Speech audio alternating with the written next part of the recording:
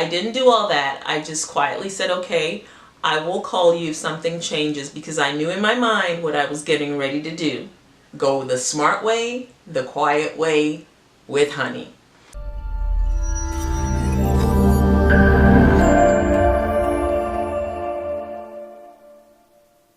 There's an old adage that says you can catch more flies with honey than you can with vinegar. Hello, my name is Bernice. I am concerned about the overall well-being of women 50 and older.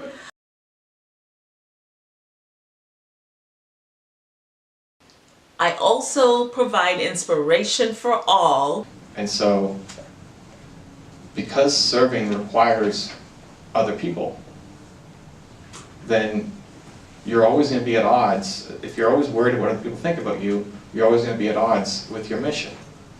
I give you kidney donor updates on myself, and periodically I have funny stories or skits with my daughter.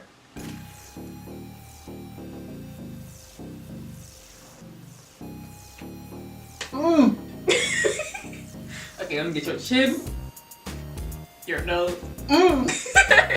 In today's video, I want to share with you 4 incidences that happened in my life that the outcome could have been completely different. Instead of dealing with it in an angry way, I dealt with it in a smarter, more methodical way, and the outcome was exactly what I wanted. So what am I talking about? The first one is about my office at work. So when I started working as a lab manager, I have a degree in chemistry. So when I first started working as a lab manager, my office was between labs. That meant every time they would work with gas, I would smell it because it's denatured, so you can smell it. And then also chemicals, when they're working with organic solvents. If you know about aldehydes and ketones, they can, in concentrated form, they're not very nice smelling. They're not very good smells. And so I would have all this in my office, and I didn't think that was fair. So I mentioned to a coworker that I needed to find another office that was not in between laboratories, so that I wouldn't have to be subjected to the smells of the labs. Well, I heard it through the grapevine that I should be thankful for what I have because my predecessors had their office there. Well, me being the kind of person that I am, and knowing that I have always been taught by my mother that you can catch more flies with honey than you can with vinegar, I sat down and crafted a nice email to my dean. And I laid out what my concerns were, and I made sure to point out that it is a health hazard to me, and that I know that the college wouldn't want me to be subjected to such conditions. And in addition to that, I had also made friends with custodians, because I make friends all across the board. People are people, and I just gravitate towards human beings, period. And so in the meantime, one of my custodian friends had told me that there was a vacant office. And so I went to see the office, and the admin in the area was so welcoming. She told me, she's like, nobody is using that office. It's used for storage right now.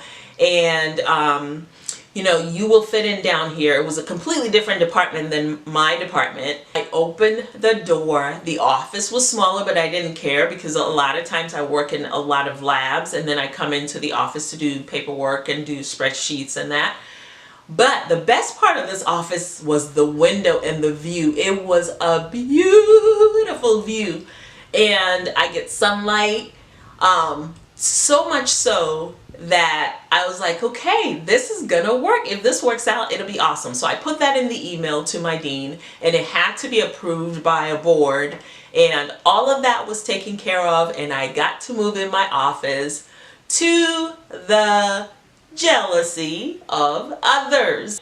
The second situation was when my middle son was in college, and he had graduated, but you know how these off-campus apartments, they have the students sign for a whole year lease. Well, if you start in the fall and you sign a whole year lease, that means when you graduate in May, whether you have a job or not, you have to come up with June, July, August, those 3 months of rent, right? Which I think for students, it should be scheduled differently.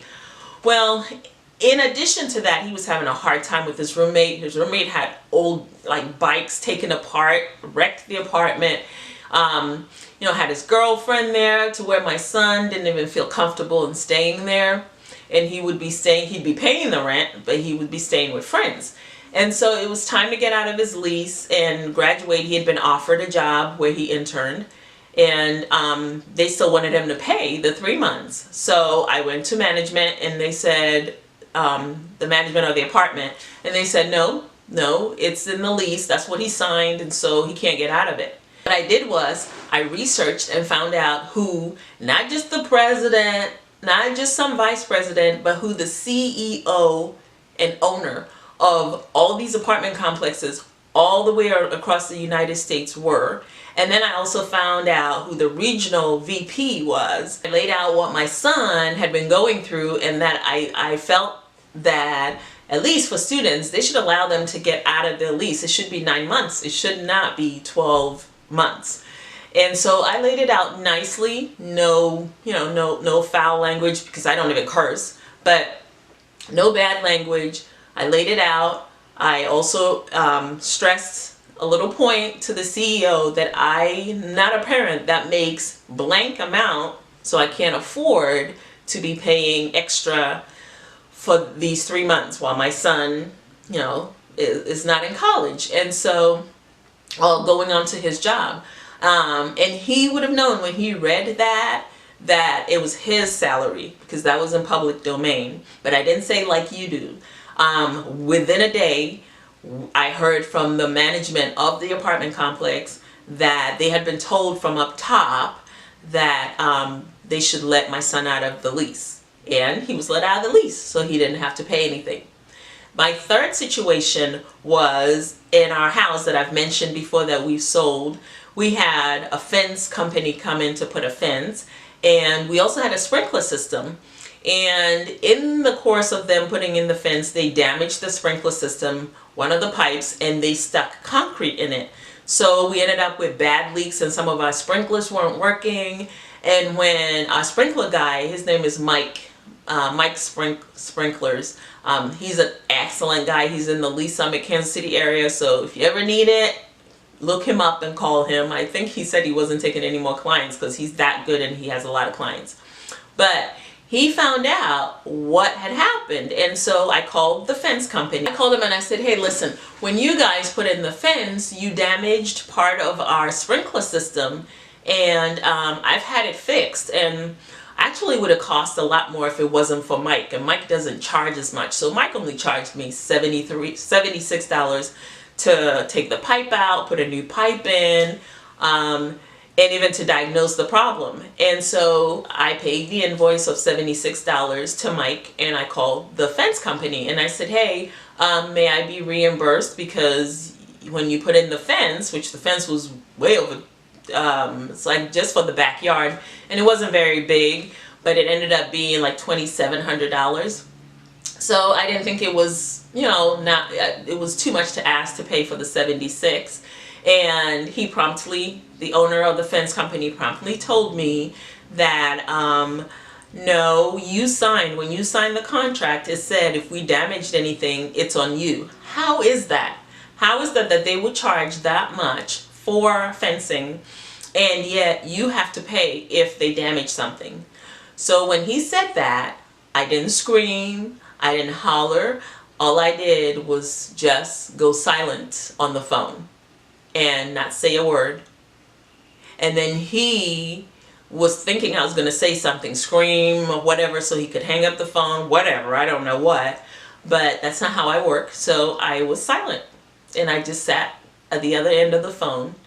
And pretty soon, within that silence, he piped up and said, you know what, I appreciate your business, and I appreciate the business in your neighborhood, because I want you to let the neighbors know that we are not a good company. So tell you what, we will reimburse you the $76. It was the principal, right? It's not the amount of money, it was the principal. And yes, they reimbursed me the $76. Once again, I didn't scream, I didn't holler, I wasn't angry, I just stayed quiet.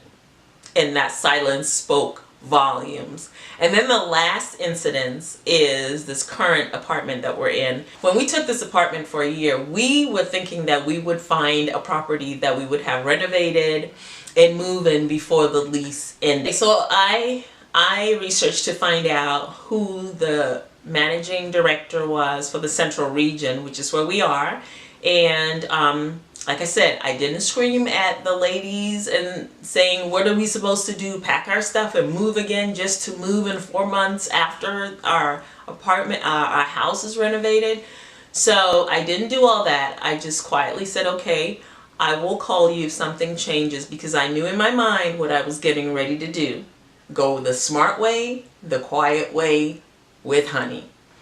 So I researched to find out who the managing director was for the Central Region, and I sent her an email and laid out how stellar of residents we have been. I have a great rapport with the ladies at the office. We've paid our rent on time every single month, and even when they made a mistake and asked us to pay more, we went ahead and did that. So I laid that out and I said, we found a property that needs to be renovated, but our lease ends in May. And we were looking for a 6-month lease, and we were told that we can't, they can only have a number of leases that end in November. Maybe you guys can explain in the comments what that means. But anyway, so I was wondering if we could just get a 6-month anyway, and sincerely, Bernice, I went ahead and sent that in. The very next day,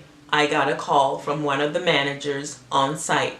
Bernice, we've been given approval to extend to you, not a 6-month, but a 5-month short-term lease. Now, let me tell you how God is good in this situation so much, because that 5 months really makes it work out to where it is exactly close to where the house is going to be ready, like maybe a couple of weeks or even a month right after the house is going to be ready. So at the most, we'll be out a month's rent. That's it. Not 4 months, and not even 2 months like the 6-month would have been. So it was a godsend, and it worked out well. So the moral of the story is, there is a right way to ask people for stuff. Even when it seems impossible that you can't get out of something, there is a right way. There's always a way. And the right way is not screaming, not hollering, not acting a fool, but being smart about it, researching, seeing who's in charge, appeal to them on a more lucid and rational level. And I've shown time and time again, you will be given what you need. So, question. Leave in the comments, what situation did you deal with that turned out the way that you wanted to? What situation that you dealt with in a kind, methodical, smart way that turned out the way you wanted to? Leave your comments, leave your answers in the comments, because I would love to read all of them. Until next time.